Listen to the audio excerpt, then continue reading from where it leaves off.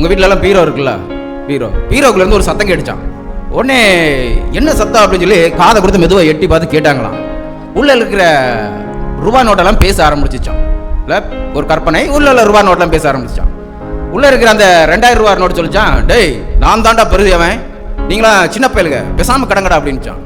உடனே இன்னொரு 500 ரூபா நோட்டு கிடைச்சா, நீ எப்படின்னா பெரியவன் அப்படின்னுச்சான். டேய் இந்த இருக்க மக்கள் இல்லை வீட்டுக்காரங்க எல்லாரும் ஒருவேளை நகை கடைக்கு நகை எடுக்க போனாங்கன்னு வச்சுக்கோங்களேன், என்ன தாண்டா அதிகமாக கொண்டு போவாங்க, நான் தாண்டா பேக்கில் இருப்பேன், நான் தாண்டா பெரியவனுச்சான்.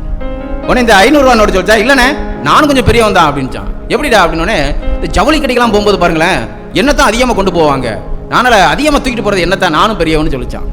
இந்த 100 ரூபா நோட்டு சொல்லிச்சான், டே உங்கள் 2 பேரோட நானும் கொஞ்சம் பெரியவன் தாண்டா, நானும் உங்களுக்கு சலைச்சவன் இல்லை அப்படின்ச்சான். எப்படிண்ணே அப்படின்னு சொல்லி கேட்டாங்களாம்.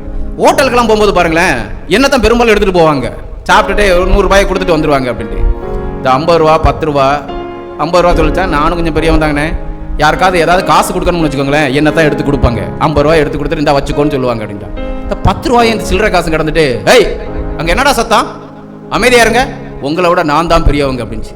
எப்படி அப்படின்னோடனே, இந்த உலகத்திலேயே பெரிய இடம் எதுன்னு தெரியுமா, சர்ச்சு.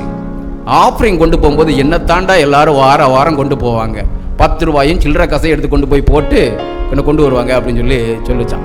இன்னைக்கு நிறைய சபைகளில், நம்முடைய சபைகளில் பார்த்தோம் அப்படின்னா மேக்சிமம் போடுறது அந்த 10 ரூபா அந்த காசுகளை போட்டுருவாங்க.